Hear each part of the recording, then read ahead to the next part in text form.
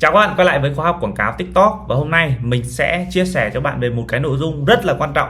Đấy chính là tăng ngân sách quảng cáo làm thế nào để tối ưu chi phí và hiệu quả, đúng không ạ? Làm sao để chúng ta có thể là tăng được ngân sách lớn mà vẫn có thể tối ưu về hiệu quả. Đầu tiên, cái quy tắc số 1 là gì? Tăng mỗi lần là 20 đến 30% các bạn. Đấy, công thức này, tăng ngân sách hiện tại lên 20-30% mỗi 48 hoặc 72 giờ.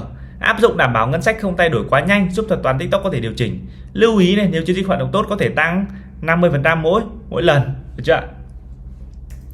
Quy tắc số 2 là mở rộng theo chiều ngang bằng cách là các bạn nhân nhóm quảng cáo bằng target nhóm khách hàng mới và giữ ngân sách gốc.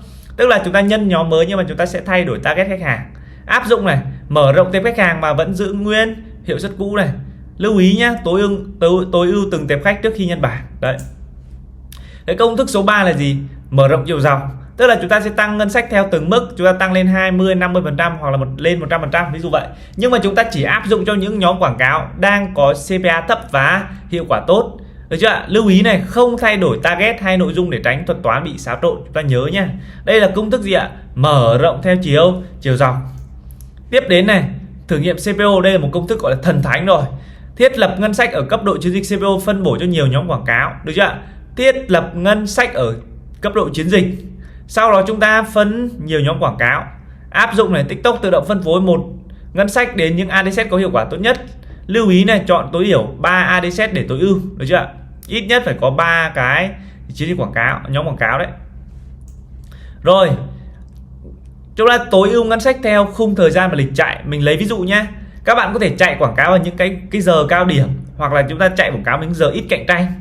Ví dụ như là tầm 10 giờ đi cho đến 1 giờ sáng, 2 giờ sáng. Đôi khi tệp trẻ chúng ta chạy giờ đấy thì ít cạnh tranh hơn và quảng cáo ra nhiều đơn. Hoặc chạy một vài những cái giờ có user cao, ví dụ vậy, nhưng ít cạnh tranh nhé. Hoặc là chạy những ngày ít cạnh tranh, tăng ngân sách lên, ví dụ vậy. Áp dụng tăng ngân sách vào những khoảng thời gian này. Đây là những giờ này. Và lưu ý phải theo dõi liên tục vào và hiệu chỉnh. Tăng ngân sách dựa trên hiệu suất này, performance based scaling này. Công thức này, CPA mục tiêu bé hơn tăng 30%, được chưa? ROAS lớn hơn 3 thì có thể tăng 50%. Tức là chúng ta có thể thiết lập ở trong phần quy tắc tự động ấy. Đấy, áp dụng chỉ khi tăng hiệu suất đã đạt hiệu suất tối ưu và giữ nguyên nội dung quảng cáo và đối tượng mục tiêu này, chúng ta nhớ nhé.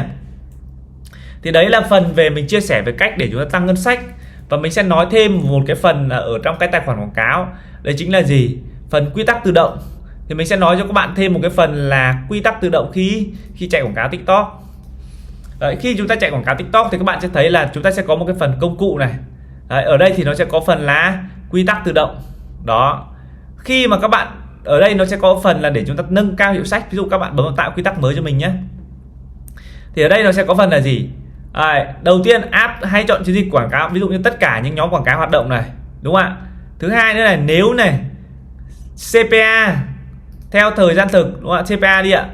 Trong khoảng hôm qua, ví dụ ạ, nhỏ hơn 40.000, ví dụ vậy. Thêm điều kiện này, giả sử như là gì ạ? Lượt chuyển đổi này 3 ngày qua này, tổng nhá, tổng lượt chuyển đổi mà lớn hơn bao nhiêu ạ? Lớn hơn 20 thì có thể ạ, điều chỉnh ngân sách toàn thời gian hàng ngày đấy. Mức tăng này, ví dụ như các bạn có thể tăng ngân sách này theo phần trăm này, ví dụ tăng 20%, được chưa? Giới hạn ngân sách hàng ngày tối đa không giới hạn. Ví dụ như là 10 triệu cho một ngày là tối đa. Tần suất hành động này 24 giờ một lần, ví dụ vậy. Và chúng ta có thể là bật cái quy tắc này chạy liên tục. Thì khi nhá, ví dụ như các bạn đang chạy quảng cáo, nếu như đơn hàng, tức là chi phí cho một đơn hàng bé hơn 40.000, đúng không ạ? Lượt chuyển đổi gì ạ? Lớn hơn 20, tức là trải qua giai đoạn máy học này, thì có thể tăng ngân sách và làm 24 giờ một lần. Thì đây là quy tắc để chúng ta áp dụng. Thì cái này các bạn có thể áp dụng thêm nhé.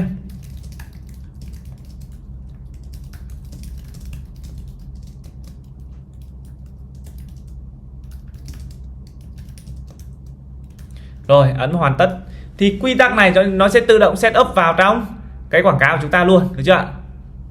Thì quy tắc này nó bật nhé. Thì đây là mình chia sẻ thêm với các bạn về cái phần quy tắc tự động, thì các bạn có thể nghiên cứu thêm. Đấy.